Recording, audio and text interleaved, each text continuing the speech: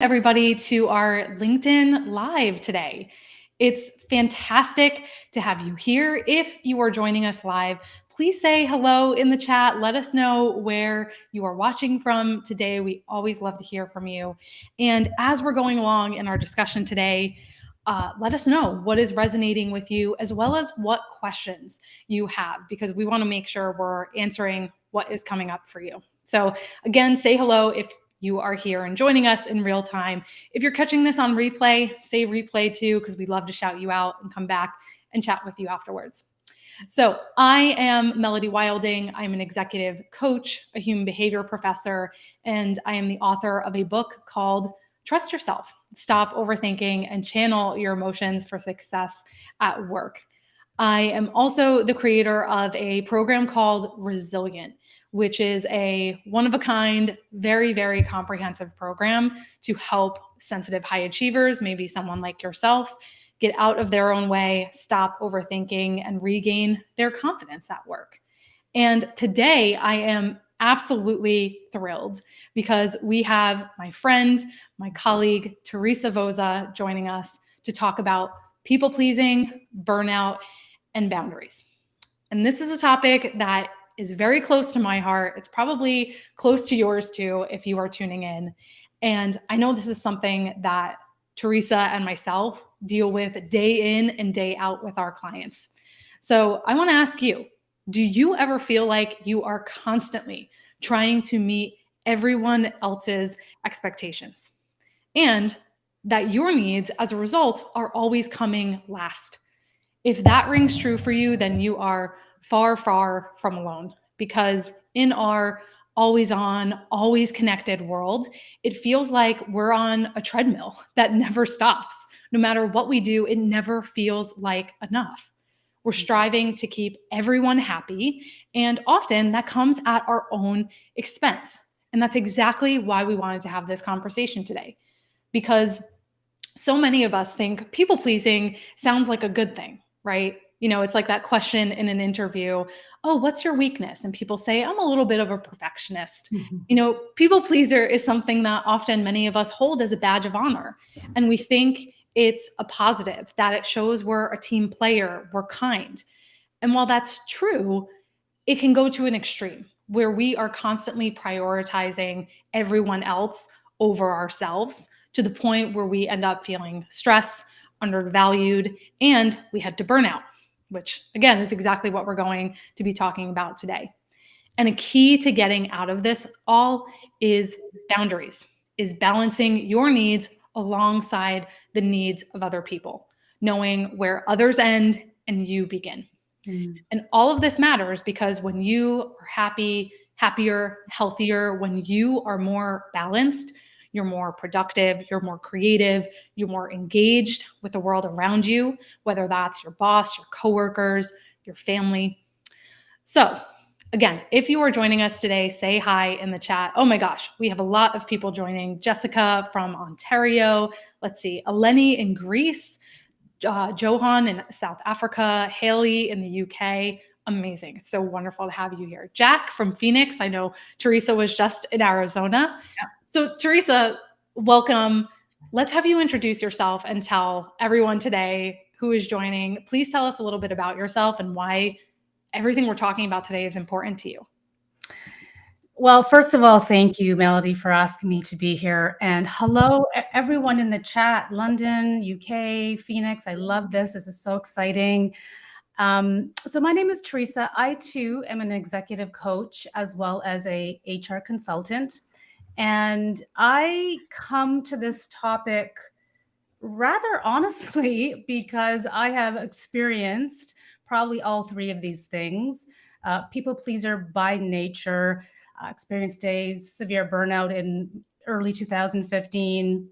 And boundaries are something that I consistently work on, both in for myself, but also in my practice with my clients. So a little bit about me. So I have spent probably over 20 plus years in corporate. So I left the corporate world in 2019 to start my own business as an executive coach.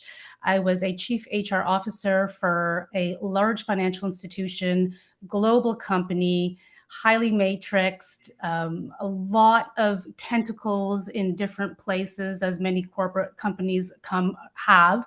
Mm. And I'm also the founder of a group coaching program called The Crucible. And The Crucible is a group coaching program for women who are in senior leadership who are looking to achieve a sustainable level of success. Mm. And that's why this topic is so important to me, because I believe that sustainable success should not come at the expense of our well being.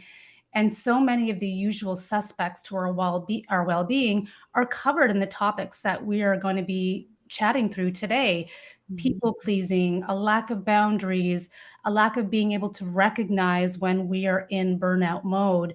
And so I think that this is a highly relevant and timely topic. And I'm just so excited to get into it with you, Melody. I think we're going to have a lot of fun. Amazing. Amazing. And as I said, I just want to remind everyone, because we had a lot of people still joining. So as Teresa and I are going along, we want to be answering your questions, and we want to hear what's resonating with you. So please do put your questions in the chat. And I always like to say, help your neighbors out. Type in your key takeaways, reminders, so that we can share the learning here. So Teresa, I want to start by asking you, I asked why this topic is important to you personally, and I can also relate because I've burned out more than once in my career. But why do you think these topics of people pleasing, burnout, boundaries, which go hand in hand, and we'll talk about that. But why do you think these topics are so important right now? Well, I mean, burnout's not going away.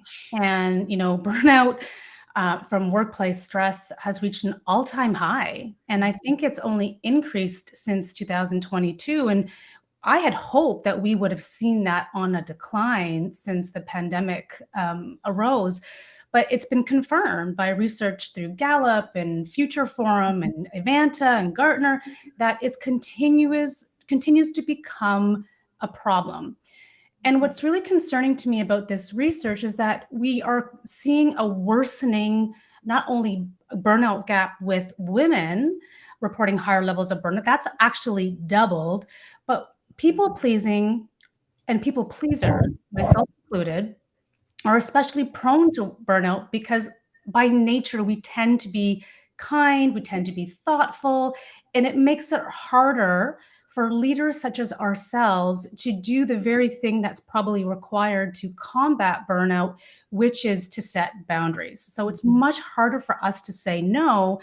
And it's then becomes even harder for us not to become emotionally invested in our work. Mm. And that just becomes a trifecta of all the conditions that lead to burnout. And so it's important because the conversation is not going away, and it's affecting companies who want highly engaged, productive employees. And it's affecting people and employees who are experiencing those symptoms of burnout, which, run the gamut from exhaustion to complete apathy. So it's a very concerning thing. Yeah. Yeah. And like you were saying, all of this was so amplified by 2020 and beyond. And it doesn't seem like things are changing quickly enough, right? I think I was looking at some research a little while ago, and it was saying, rates of burnout were over 90%, which is just shocking. And if you think about the ripple effect in terms of what that means for our workplaces and productivity and our healthcare system and people's families, and being able to show up and be there and be present for their children, for example, I mean, it's really profound and so far-reaching. Yeah. Oh no, Teresa, did we lose you? Oh. Can everyone hear me? Go ahead and type in the chat if you can hear me. I want to make sure it's not my connection that has frozen. Let's see. Oh, looks like we lost Teresa there. I'm not seeing any action in the chat either. Let me know in the chat if you can still hear me and see me. I want to make sure that we are still live. Okay. Okay. You can still hear me and see me. Hopefully, Teresa will be joining us again. But in the meantime, I'll keep rolling here. Teresa was mentioning, yes, thank you for letting me know. You can hear me. Great. So, Teresa was mentioning that, especially for women, or especially for those of us who are more kind hearted, that boundaries can be even more difficult. And many of you know my specialty is really working with people who are highly sensitive. And by that, I mean that they are wired to be more attuned with their own emotions as well as the emotions of the people around them. And that's not just, some fluffy thing. It has been shown in MRI studies that people with higher sensitivity, which at the end of the day means you have a more reactive nervous system, people with high sensitivity are have also what's called more active mirror neurons. That's the empathy neuron. So people with higher sensitivity are literally able to sense the feelings and the behaviors of other people more deeply, which is great. It makes us wonderful connectors, and we're good at understanding people's intentions, which makes us more skilled at motivating, inspiring, persuading other people. At the same time, if we're not careful, that can lead to excess empathy in the form of being hyper conscious of other people's needs, where we are paying attention to them at the expense of ourselves, and to being so empathetic to other people's pain, other people's emotions, that we may read into situations. We may think that someone is upset or someone is disappointed with us, and we overcompensate by people pleasing, right? Okay, amazing. I'm just checking out the comments here. So, yes, you can see me and hear me. I would be curious, John was asking, I would be curious to know how burnout is defined in those studies as well. We're just going to get to that in 1 second here. So I would love to hear, how many of you identify as being highly sensitive? How much does that resonate with you? And for you, how does it make people pleasing more prevalent? So again, it makes you more vigilant to other people's behavior. It makes you more aware of other people's feelings. All of that can lead to people pleasing, and especially in the folks I work with, who also tend to be very high achievers and very high performers. They place a lot of pressure on themselves to make other people happy, and they may have a lot of an addiction, frankly, to that external validation. They feel they are most successful when other people like them. All right, let's see. Haley was saying me, definitely. All right. So let's keep rolling along here. So John was asking, what burnout symptoms, how do you define burnout? And I want to talk about what burnout symptoms should we be paying attention to. So burnout for a long time actually wasn't something that scientists and medical professionals understood very well, frankly. And that has changed in the last 10 years or so. And now burnout is actually considered a diagnosis by the World Health Organization. And it is specifically defined as a syndrome resulting from chronic workplace stress that has not been successfully managed. Okay, so let me say that one more time. A syndrome resulting from chronic workplace stress that has not been successfully managed. And the key here is that this is not necessarily feeling exhausted by your work, though that's a part of it. But there's 3 main components of it that separate burnout from just being, stressed like we all get from time to time. So to have burnout, you must have these 3 things. You must have mental and emotional depletion or exhaustion.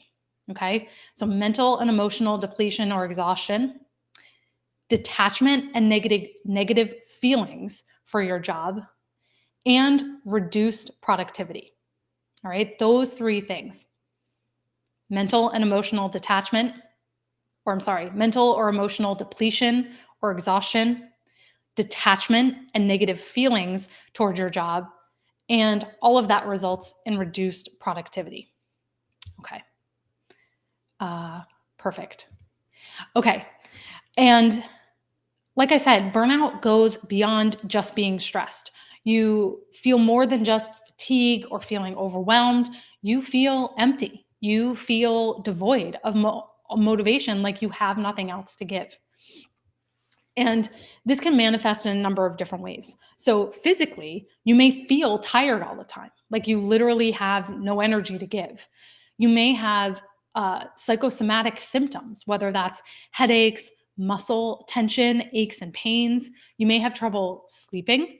You may have trouble falling asleep. So, for example, when I've gone through periods of burnout, that has coincided with some pretty severe insomnia, where I literally just cannot down regulate my body enough to fall asleep at night. It may also look like changes in appetite, or you're getting more sick, you're getting sick more often.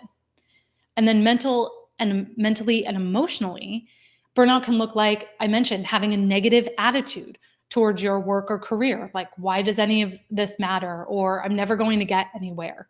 You have a loss of motivation and optimism. So you feel really cynical towards your career. You have a decreased sense of accomplishment and satisfaction. So, like, nothing you ever do, it just all feels very and very blah. It's hard for you to take in the good that's happening. You may find that you're being short tempered with other people, or you have trouble concentrating. Again, when I've gone through burnout, I definitely noticed that brain fog where it feels like I just have trouble generating any useful ideas.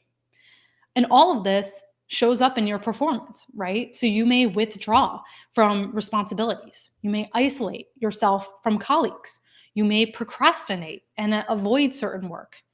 You may not have as much empathy or patience for other people. You may make more mistakes. And again, that's something I see myself doing when I see myself making silly, what I feel are silly mistakes or things where I should know better. I know that that's a sign that burnout is creeping in. And having difficulty sticking to a self-care routine. Okay. All right, let me check in with you all. I also want to see if Teresa can join us. Give me one sec again, because I know we lost her and I want to have her back with us. Okay. All right. Well, I haven't heard from her, so I'm going to keep going here.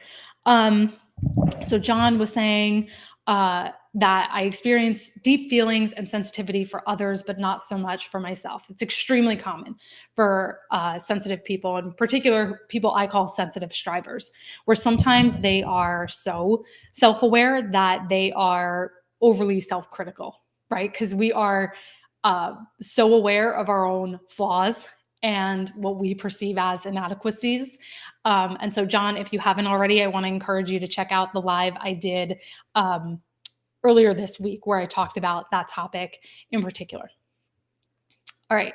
So now you might be thinking, you may be listening to all of those signs of burnout and be thinking, this sounds a lot like depression. And if you're thinking that, it's a great thought, and there is a lot of overlap. I want to be clear about that. But what psychologists and what the way medical professionals and psychologists differentiate the two is that burnout is very specific to, whereas depression tends to be more pervasive, it tends to be generalized in all areas of your life. Burnout tends to be centralized to having negative feelings about your work in particular.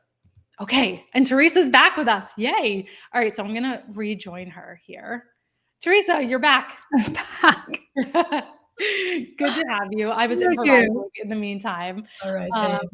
So let's get back to, I was just talking about burnout. We had a question about what is burnout. I was talking about some of the signs of it. And I was just going to get into the 3 types of burnout. So I'll share that and then I'll hand it back. Sounds good. How does that sound? Wonderful. Thank you. Great. So I just took you all through what is burnout, what are the signs of it. What most people don't realize is that there's actually 3 different kinds of burnout. And this is important because in order to know how to move forward, you need to know what you're struggling with the most. So the first type of burnout is overload burnout. All right. Now, overload burnout is what we traditionally think when we think of burnout. You're working harder and harder. You are overloaded. And this is what most of us are familiar with, it's also the most common, where you are putting aside your own needs to fulfill your professional obligations, right? The second type of burnout is under challenge burnout. So you can be burned out from doing too much. You can also be burned out from doing too little. Because as humans, we need to feel like we're moving forward, we're making progress, right? And so under challenge burnout can really creep in if you have a job where you're not feeling engaged, where you don't have stretch opportunities, you feel stuck, or you have no passion or enjoyment for your work. All right. And then the last is neglect burnout. And this is also referred to as helplessness burnout. So you become burned out, you become cynical, you become exhausted because no matter what you do, you cannot make progress. You may feel like your opinions are dismissed, or no matter what changes you make, there's always bureaucracy that keeps holding you back. So it's that wearing you down to the point where you just feel like, this doesn't matter, so why should I keep trying? Okay, so go ahead and type in the chat. I would love to hear if you have ever struggled with any one of those three types: overload, under challenge, or neglect burnout. Okay, so we talked a little bit about what burnout is, what are some of the symptoms we should be paying attention to, what are the three types of burnout, how do we spot each of them. Teresa, I want to go back to you because what we didn't talk about is, what are some of the signs of people pleasing? We know that people pleasing can result in burnout, but how do you differentiate when you're people pleasing versus just being helpful? And how does that lead to burnout? Such a great question, and thanks everyone for bearing with me. That was a panicky moment, which I've just recovered, so thank you. Yeah, so I think some of the common signs of people pleasing, some of them are probably very known to us, right? So there are things like saying yes to every request for help. Who here in the chat can understand what that feels like? Just saying yes. Need help? Yes. The other are things like accepting interruptions to your day without question, right? Yeah. So, I used to call this the drive-by. I'd be in my office and people would, just whiz on by and they'd say, "Do you have a moment?" And I would say yes, and I would say yes, and I would keep allowing people to come in because I didn't want to disappoint people. Mm-hmm. The other is agreeableness, right?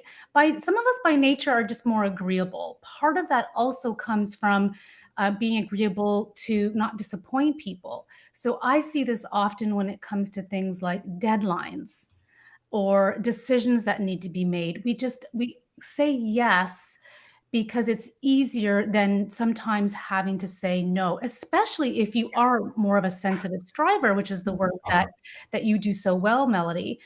And the other piece to people pleasing is, again, that just avoidance of conflict.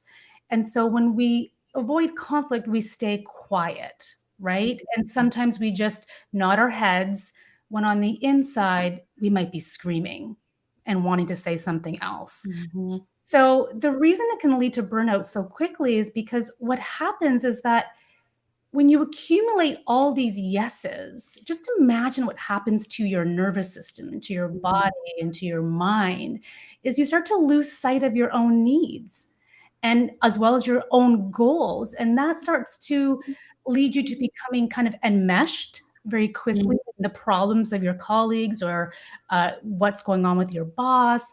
And then what ends up happening is too many yeses leads to a lot of no's in our personal life. Mm-hmm. So then when we get home, we push our work to after hours. Mm-hmm. I would love to hear from people in the chat. If you find yourself when you get home, that's where then everything kind of comes back. It's like you feel depleted or lack of energy.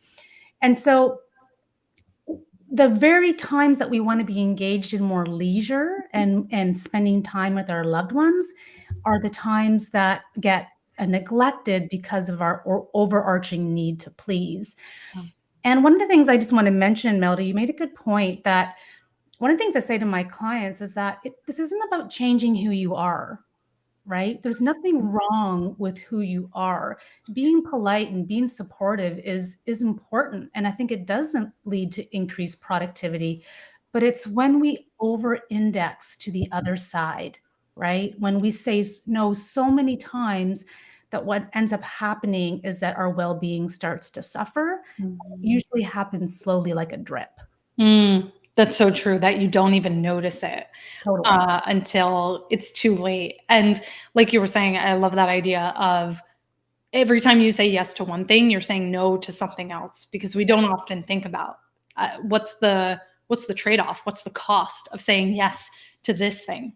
Um, Absolutely. yeah, Yeah. so in the chat, hearing a lot of people struggling with overload, burnout, that seems to be the most dominant. A few people saying under challenge, and Mm. a couple people saying neglect, Mhm. and also a lot of chat about toxic environments, which we can Yeah. talk about in just a little bit. Yeah. So Yeah, and, one of the questions I'd love to ask you, Melody, because I know you're really close to this as well, and we do different things in our practices, is what are some of the top strategies that you coach and teach your clients to combat people pleasing? I'd love to also learn from you. I always believe always the teacher, always the student, so I'd love likewise, to learn more. Yeah. likewise.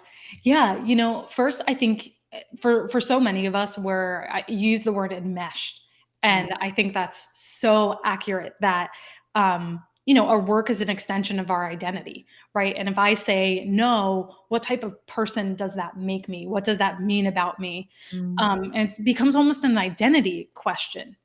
And so the first thing I would say is that you need to look for ways to diversify your identity.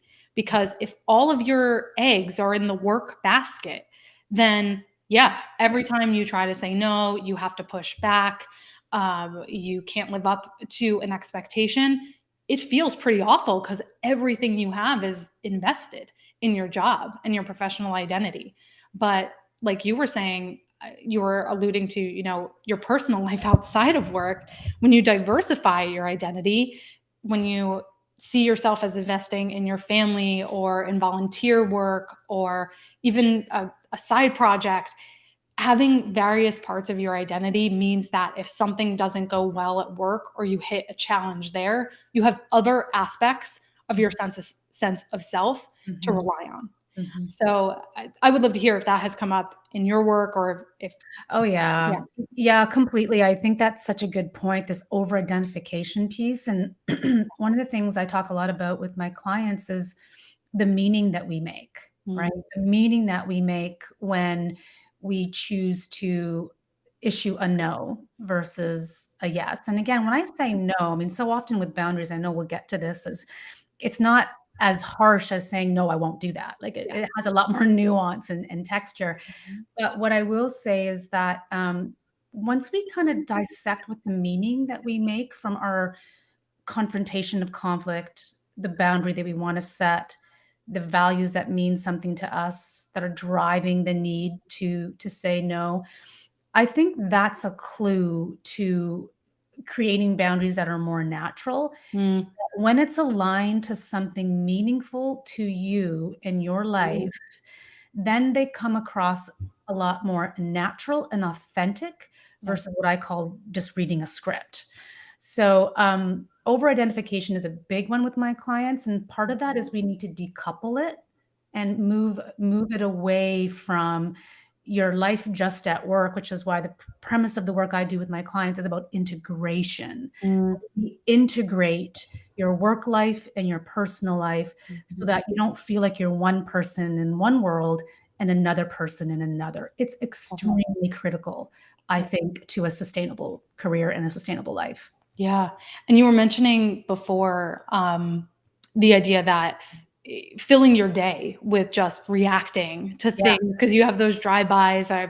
Right before this, we got on this live, I was just talking to a client about that. She's onboarding a bunch of new team members, Mhm. and of course, she wants to be supportive and answer their questions and be there for them while they're ramping up. But it's coming to a point where she's has to set some more boundaries around, okay, we need to stick to our time limits for our meetings here because you Yeah. can spend your whole day in reactive mode. And so to your point, we have to start with I have a mastermind program for graduates that go through my Mm, resilient program. And something we've been talking about in that program a lot is defining what is the highest and best use of your time. You yeah, have to you have to have clarity on that. What is the most strategic and highest value use of my time? love And then what does that mean about how do I prioritize those big rocks and it. let everything else fall in around it, rather than I'm spending my whole day jerked around by this meeting, that request, this email, and not really accomplishing anything that's meaningful to me, meaningful to Mhm. my boss, my team, my organization. Um, so, So good, so good, and I love that you talked about time, and if I can just pause there for a second as we kinda go through strategies, is that mhm, one of the strategies that I think is really effective is, around intelligent energy management. mm, And so part of one of the things that suggest as one of my top strategies with my clients is understanding the difference between, energy renewal versus energy mm, depletion. And so what we do is part of my background is being trained with Heart Math Institute, which is all about the science of energy.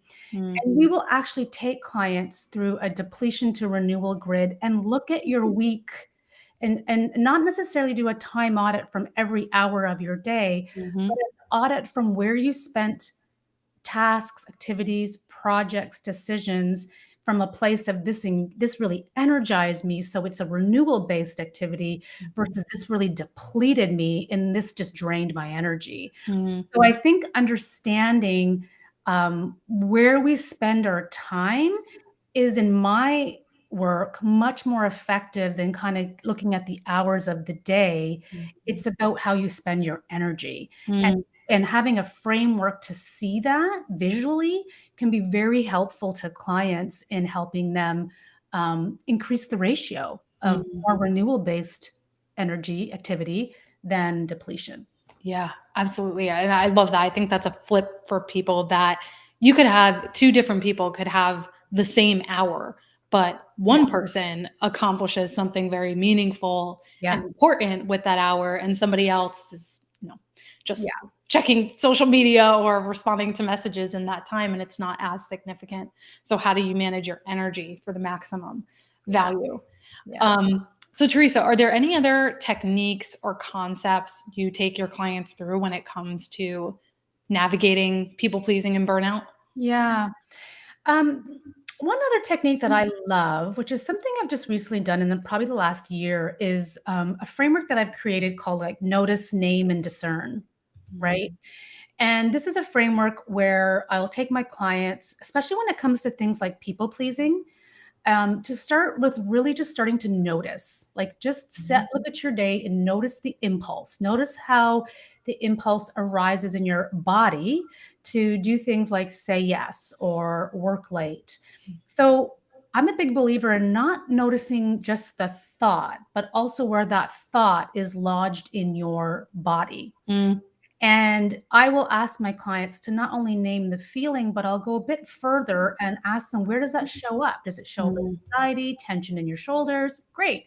So now that we've named the impulse and we know where it's lodged in the body, we have an anchor for mm, for how it shows up. And so once we recognize that, then we can go into discernment, right? So now we can ask ourselves, what alternatives or options are available to me? mm, And like this can literally happen in the course of just a few minutes. Like mm, it's not a long approach. First, we teach it, then we go out in the field, as I like to call it, and we practice it, like to start noticing, notice it where you feel it, name it, bring it back, and then let's talk about what alternatives or suggestions are available to you, mm, which creates a sense of empowerment in clients that they can take control of their state, if you mm. will. And I think that's a really important piece, is that we're not helpless. We have full agency to be able to be part of changing our nervous system response in face of stress. 100%, especially those of you who are saying you feel that sense of helplessness. Recreating, in psychology we call it self-efficacy, Yeah. where you feel like I have mastery. I'm making progress. And for overcoming burnout, when I work with people around this, Teresa, I'm sure Mhm. you do something similar. It's finding what are those small wins? What are Mhm. the small areas where I can practice feeling more in control so that I rebuild Yeah, that sense of trust with myself that yeah, I can actually do this and I can actually follow through on what I say I'm going to do. Um, because that gets lost when you feel burned out. You just feel totally unmoored. yeah. You don't know what's important to you. You don't have a lot of motivation. But as you said, we have more control than we think to rebuild that. Mhm. And I love that approach of really engineering that into how you work Mhm. with people. Yeah. Yeah, so important, and I think, like you said, it gets lost when we're stressed and overwhelmed. We forget that we Yeah. have that agency or that self-efficacy. I love that term, Yeah. and something I'd love to learn more from you, Melody, is because we talk a lot here about boundaries, and I think for whatever reason, the definition of boundaries for a lot of people is saying no. And saying no is a common way, I know, that we set boundaries, but what should we keep in mind when it comes to saying no at work gracefully, and I'll add naturally? Oh, that's that. I think that's the key, right? And let me just say that at first, especially for the sensitive strivers or the Mm, well identified people pleasers here, it's not going to feel natural mm, because we're undoing decades of conditioning and yeah, responding in a certain way. So I just want to put that out there because I think we shoot the second arrow, so to speak. We make ourselves feel bad for saying no, not feeling easy, right? Because we see other people who can say, no, I'm not able to do that. I'm not available for that right now. And we think, how do they do that mm, without feeling so bothered? But I want to say that right up front that it may not feel natural at first. The key here is practice. mm, That the more you do this, and especially starting in lower stakes yeah, scenarios and working your way up, again, gives you that confidence. So when it comes to saying no at work, I'm going to say something that's probably a little controversial, which is that I don't believe that no is a complete sentence in the workplace. You mm, may disagree with me, but I think it would be very awkward and jarring if you asked a colleague for a small favor and they just responded no and nothing else. It would be very strange. It yeah, would be just off-putting. So, like it or not, there is some diplomacy we need when saying no at work. So, I think the best way is to be straightforward, but to provide a little bit of explanation. To say, right now, I don't have the bandwidth for taking on another project because XYZ is my priority at the moment. And to offer, where possible, some other way that someone can get their needs met. So this is called the positive no. And it's basically saying, I'm not able to do this, but I can do that. Whether it's changing the timeline, the scope of what you can provide, offering a referral of someone else who may be able to assist, but it's still offering being helpful just in a smaller way that fits better within your boundaries. Oh no, we lost Teresa again. Hopefully she'll be back quickly this time. Um, I'll continue talking about saying no at work. And let's see, Sybil was saying the definition of a boundary is, uh, yeah, she was saying the definition of a boundary is to be yourself. I mean, to encourage your core and be real to yourself. Absolutely. Boundaries, I would define boundaries as any limits, expectations, or personal rules you have that keep you at your best, that help preserve your time, your energy, your resources for the maximum use. So, hopefully, Teresa's going to be back with us in a moment, but let's talk a little bit more about saying no at work. And again, as we're going along, please do. We love when we hear from your comments.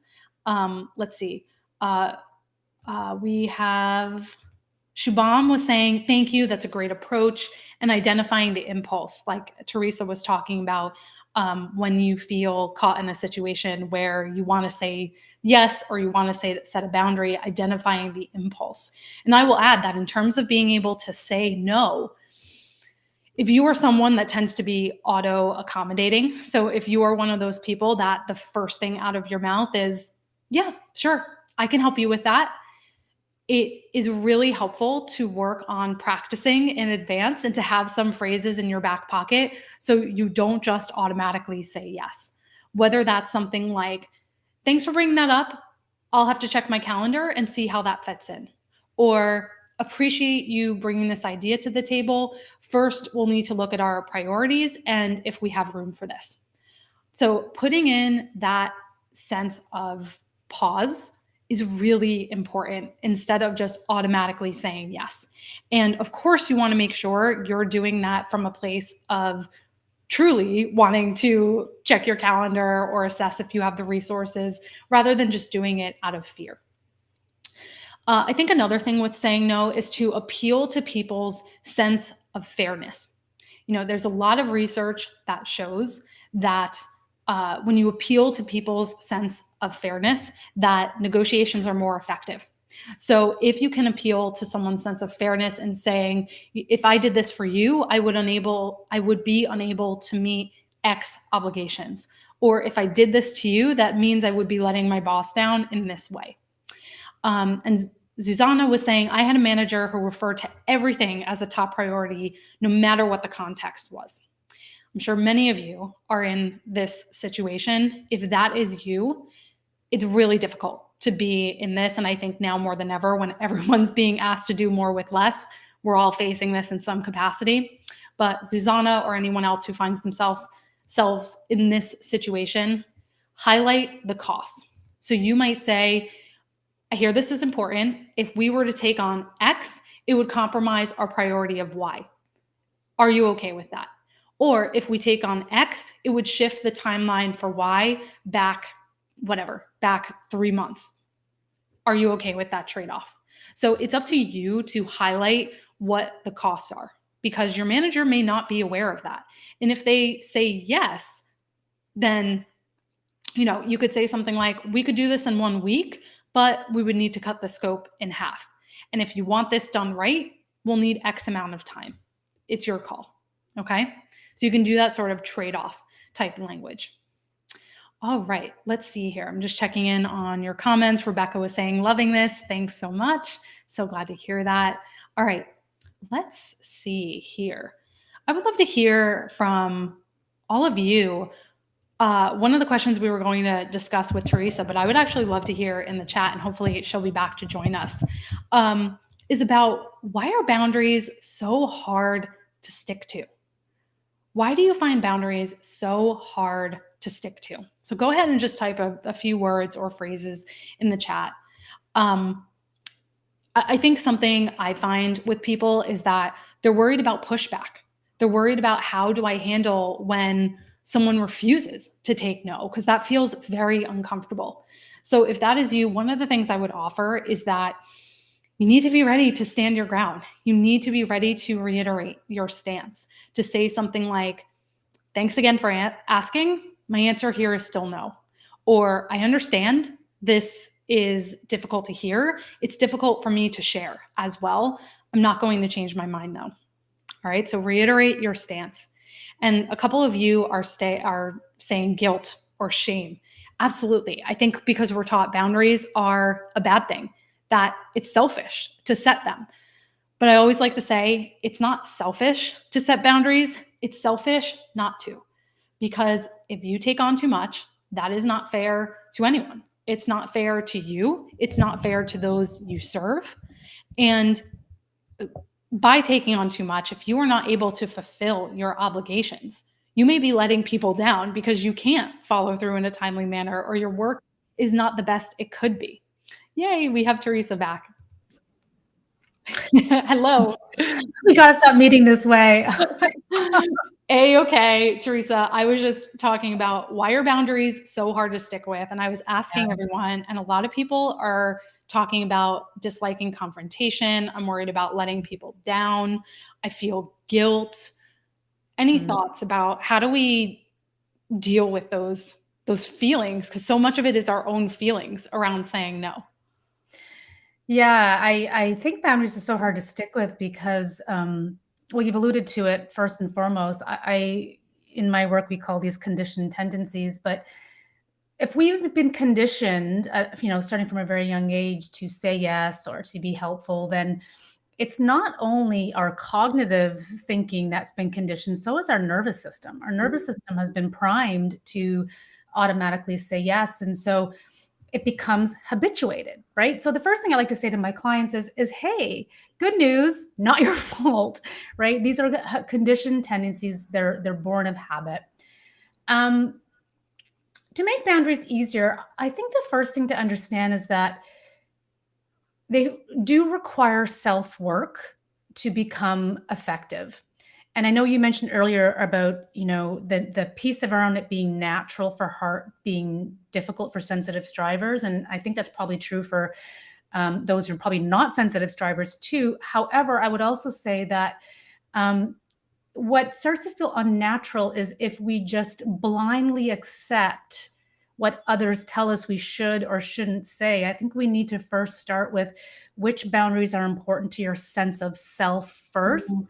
And I'm a big believer in creating simple boundary statements, yes, that you practice one relationship at a time and we start micro, right? So we don't start with the CEO or the boss, we start with the low stakes relationship or circumstance where again we do the self work to first to say why is this important to me, what's the cost of me staying the same and not creating the boundary, and then we just practice micro with a low stakes relationship or circumstance, and then we move up, and I think you alluded to that before as well.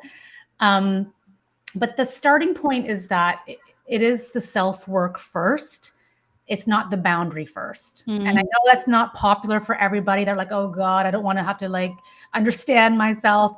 But that is when we start to get those micro moments of realizing that what we used to struggle with suddenly doesn't feel so hard. It's Mm. because we've done the self work first and we enjoy more moments like that where we're like, Mm. wow, that wasn't so hard. Uncomfortable, Mhm. yes, but not so hard. Absolutely. Yeah, and that I really think so well said, because really the essence of self-confidence is knowing you can be resilient and resourceful even in those difficult situations, Yeah, right? That you can say no, nobody died. yeah, You made it through, and that gives you confidence for the next time. yeah. Um, and for those of you who are dealing with guilt, I just want to add one thing, that a trap you can get into is emotional reasoning. That Mm, just because you feel a certain way, then so something like, I feel sad, therefore I must be boring or no one must like me. With mm, mm, guilt, when it's boundaries, I feel guilty, therefore I must have done something wrong. mm, And that's not true. When the guilt comes up, I want you to reframe it as, mhm, yes, I feel guilty, and I'm doing something that's good for me, and I'm moving towards a better future for myself. mm, Because feeling guilt doesn't automatically equate to having done something wrong, yet we often conflate those two things. mm. Yeah. Yeah, I love that. I don't know if you talked about this when I was booted off, but um, I think where people find Um, it challenging to set boundaries is specifically around their work-life balance yes. and disconnecting, at the end of the day, like really truly leaving work. Mhm. And so I'm curious from your standpoint, and I apologize if this has already been covered, but is how can you disconnect from work at the end of the day, keeping in mind the sensitive striver and keeping in mind the individual that is habituated to keep going? Yeah. Yeah, and, Teresa, I'll share a couple of my ideas. I also wanna hear from you on this one, since Mhm. everyone's been hearing from me quite a bit. But in terms of switching off at the end of the day, yeah, I mean, this is even more difficult now because there's less separation between work and life, and it seems like work just oozes into everything. Mm, So, I think the first one, as you were saying, is the inner work, is a mindset shift around the fact that your rest is an investment in your future performance. yeah. That it's not necessarily something you have to earn for a job well done, which I think as high achievers, we're very conditioned into that. only after I burn myself to the ground, then can I rest. Yet, then so many of us feel guilty resting, nevertheless. But it's very counterintuitive to believe that rest is actually a prerequisite for your performance. Mm, And there's so many studies, many of you have heard of the idea of flow, which is mm, when you get into, you're in the zone, time just passes. And what the research on flow has shown is that people are most successful when there is a rest and a recovery period after, because your brain is a muscle. You've literally put it through a workout. mm, And, just like any other part of your body, it needs to recover in mm, order to be able to go at the maximum next time. mm. So that's the first thing I would add is the mindset shift. Yeah. And the second thing I'll say, and then Teresa, I'll Sure. turn it over to you, is having some sort of end of day or a transition ritual Mm, where you have something that really brings the day to a close. It may be, writing down 3 things you accomplish from the day, 3 things you want to accomplish the next day. It may be some sort of way you transition from personal, or rather from professional time into your personal time. Like maybe you make a special tea or you change your clothes, but psychologically, compartmentalizing yeah. work and home, I think can just be really helpful for that separation. I love that, and I'm a big believer too in the transition routine. One of the things I'll say that I find to be very helpful that I practice myself and I practice with my clients is most recently I've been doing a lot of research and work on trauma-informed coaching and trauma-informed practice. Mhm. And one of the things that's been studied and validated is talking to yourself in third person. Mhm. Now, I know there's a lot of talk out there about self-coaching and kind of like becoming your inner coach, and I used to do a lot of that too, but what I found to be really effective is at that end of the day to almost like speak to yourself in third person to send the brain a message that it's time Mhm. to move to something different. So that could look like, Teresa, it's 5:30, you've put in a really productive day. Now let's go for a walk. Mhm. And so it's this self-compassionate way of transitioning, but you're speaking to yourself from a place of understanding that there's parts of you that work really hard and there's parts of you that really need rest and rejuvenation. Mhm. And I really think the trauma researchers that brought some of that knowledge to the forefront, because I'm finding this to be a very effective practice with Mhm. both my clients and with myself. Yeah, that's huge. That psychological distancing, Mhm, right? And mhm. we didn't talk too much about this, but there's a difference between external boundaries, which is boundaries around things like your time, your calendar, your resources, but then there's internal boundaries, which is almost like how do you set limits with yourself? And Yeah, that's such a great example of it is taking that third person perspective to almost have that sense of self-discipline, like you're parenting, reparenting yourself. yeah, Um, yeah, I love that. yeah. So, Teresa, we're coming to the end of our time. There's one question that came in that I want to see if we can answer, and I would love your perspective because you've been in senior leadership. You come from the world of HR. How do you suggest someone brings the fact that they're burned out? How do you bring that up to your manager? Mm. Such a good question, and I get this a lot. Yeah. I think first and foremost, I would take probably just a mini step back to ask yourself, what are you noticing? Right. Mhm. So when we say that we're feeling burnt out, what am I noticing? How is this showing up in my work, in my performance, in my day-to-day life? Get really clear on what you're noticing first. That just gives you a sense of reassurance and confidence that a limit needs to be placed or a conversation needs to be had. Secondly, I would say when you're speaking with your manager, again, use the language of this is what I'm noticing coming up for me. Mhm. And this is what I'm experiencing. And I'd like to have a conversation with you about different strategies or practices we can put in place that will help me become more effective and feel better. Mhm. I always say to clients, because I work with a lot of senior leaders, that there. they're afraid that their boss might not understand or that they Mm, will judge them. By and large, I don't think most people are intentionally want to make employees miserable. I think toxic workplaces exist, but by and large, I go in with the intention that we want to be helpful. mm, So start with what you're noticing.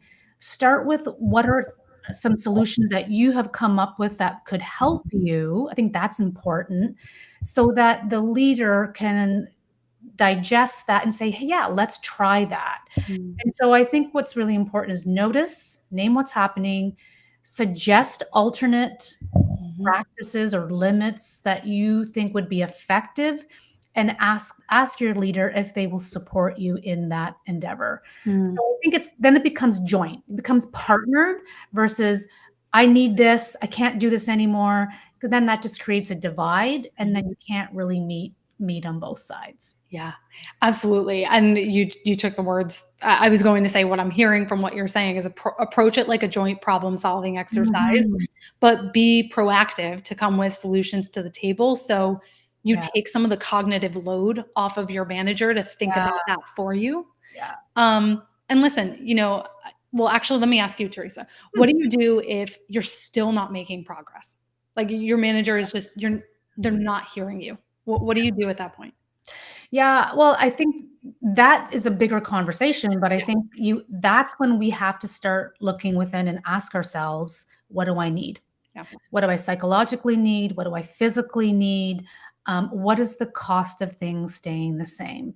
It's Mhm. really important to have a clear understanding of the cost of things staying as they are, and or work with someone like a coach or a mentor that you respect and create a plan for Mhm. what you will do over the course of the next few months so that I find what's really effective with my clients is time boxing. Mhm. Let's create a time box. Let's create Mhm. a time box around what you will try, what you will do, what boundaries you will place for yourself, and let's see how things progress. And you may need to make a career transition or a Mhm. role change, but let's do so in a way that's conducive to you staying psychologically well, Mhm. understanding that that's the number one motivation Yeah, for everything. absolutely. Absolutely. So, Teresa, we're coming up at the end of our time here, and I want to thank you for being patient and adjusting with Thank you. the technical difficulties. Um, what final thoughts do you want to leave people with? And where can people find you? Before you share that, I do want to share, we do have a link to Teresa's website. We have a QR code here on the screen. So if you want to connect with her, you can take a picture of that with your phone. But Teresa, what do you want to leave people with and where can they find you? Well, first of all, thank you for having me, and thank you for your patience with all of my internet issues. I'm hoping that I'll get this in before it knocks me off again. They can find me easily on my website. I believe the link is here, but you can also find me on LinkedIn. You can follow me there and send me a note. I'd love to hear from you. Um, I would say the thing I'd like to leave you with is that burnout, people pleasing, boundaries, it really all boils down to that inner directed self work and also communication. Mm, And it starts with not only the communication you tell yourself, but also what you communicate to others. And burnout is an emotional response. It's an emotional response to unmanaged stress, and it lives in the mind and the body. So, whatever you decide to do from this day forward, understand that it is an integrated problem. It's mm. mind and body. So, take an integrated approach. I love that. I love that. Yeah. And I will add, a theme that came up today was you have more power than you think. And I want to leave everyone with that in terms of even if you feel like you have tried all of the things, please reach out to Teresa or myself. We both have lots of free resources to support you with this. I know Teresa has free resources on her website. You can also check out her program, The Crucible. We'll make sure all of those links are here in the chat for you today. And Teresa, I just wanted to share we have so much great feedback coming in. Oh, I know. I Um, can see Please. Jillian was saying thank you for the valuable information. Rochelle said such a great session. Thanks so much. Kate said very valuable, insightful, and practical. Thank you both. So Great. I want to thank you so much for joining me today and for taking the time, and for all of you who are on here live. As soon as we go off today, this replay will be available to you. So please feel free to go back through it, connect with Teresa and I, let us know what resonated with you. We're here to support you. And take care of yourselves, everyone. Be well, and we'll see you soon. Bye, everyone.